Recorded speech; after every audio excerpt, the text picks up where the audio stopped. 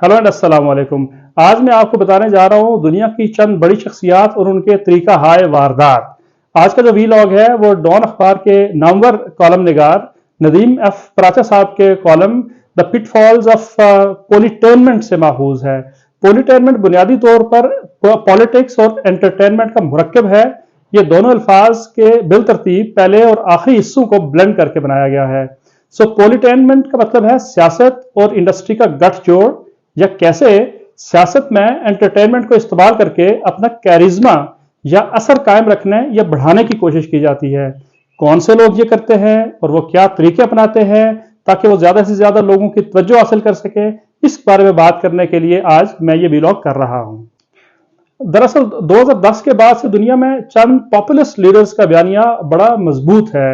कुछ माहिरीन सियासियात और इमरानियात के मुताबिक पॉपुलिज्म जमहूरियत के लिए जहर कातिल है, जबकि बाज के नजदीक ये जमहूरियत का ही बुनियादी हिस्सा है। लेकिन पॉपुलिज्म दरअसल राइट सियासी और मुआशी निजाम हाय कार के फेल या कमजोर होने की वजह से नमू पाता है। जो कि मौजूदा पॉपुलिज्म की वजह से अभी तक वो संगीन नताइज बरामद नहीं हुए, जैसे फाशिज्म, नाजिज्म, स्टालिनिज्म या माओइज्म से हुए थे। लेकिन ये राइट सिस्टम के कमजोर होने की तरफ इशारा जरूर करता है। पॉलिटेनमेंट को सादा अल्फाज में अगर हम बयान करें तो ये सियासत और इंडस्ट्री का एक दूसरे का इस्तेमाल है। और पॉलिटेनमेंट से मुराद इंटरटेनमेंट इंडस्ट्री का दिलचस्प सियासी कहानियों पर ड्रामे बनाना, फिल्में बनाना और टीवी सीरीज बनाना है, जबकि सियासतदानों का अपना असर कायम रखने के लिए एंटरटेनमेंट इंडस्ट्री को इस्तेमाल करना है। साबिक अमेरिकी सदर फ्रैंकलिन डी रूजवेल्ट, जिनका दौरानिया 1933 से लेकर 1945 तक था, वो रेडियो के जरिए फायर साइड चैट करते थे और उससे लोगों से करेक्ट करते थे। जर्मन लीडर अडल्फ हिटलर जो है वो बिलखसूस सिनेमा के जरिए अपनी कौम को यह यकीन दिलाता था कि वो एक निडर, बेखौफ और बेबाक लीडर है। इसी तरह जिमी कार्टर, एक और अमेरिकी सदर जिनका दौरानिया 1977 से 1981 है, वो अपने गिर्द गिर्द रॉक स्टार्स को रखते थे ताकि उनकी डल शख्सियत के इमेज को बदला जा सके।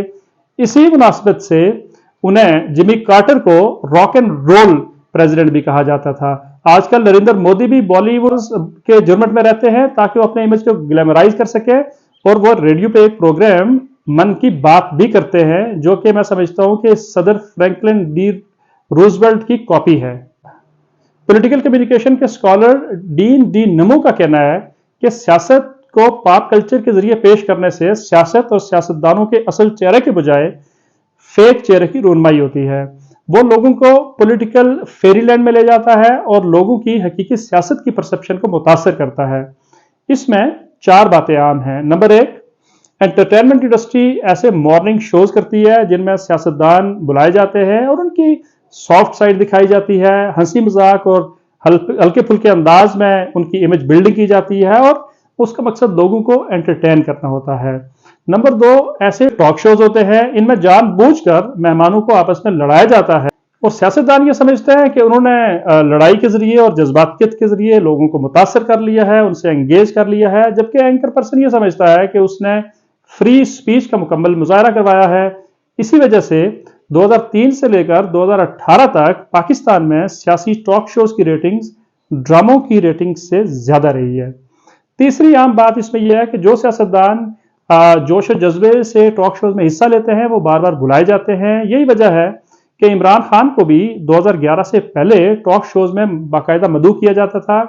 इमरान खान और डोनाल्ड ट्रंप के बारे में यह ख्याल किया जाता है कि वो इलेक्ट्रॉनिक मीडिया की पैदावार है, लेकिन अब बात इलेक्ट्रॉनिक मीडिया से सोशल मीडिया की तरफ चली गई है। चौथे नंबर पर जो आम बात है वो ये है कि सोशल मीडिया का भी इस्तेमाल बहुत बढ़ गया है। इसमें हीरोज और विलन्स बनाए जाते हैं और यूट्यूब, एक्स, इंस्टाग्राम और फेसबुक के जरिए बाकायदा कैंपेन्स लॉन्च की जाती हैं और इस तरीके से सियासतदानों की इमेज बिल्डिंग की जाती है।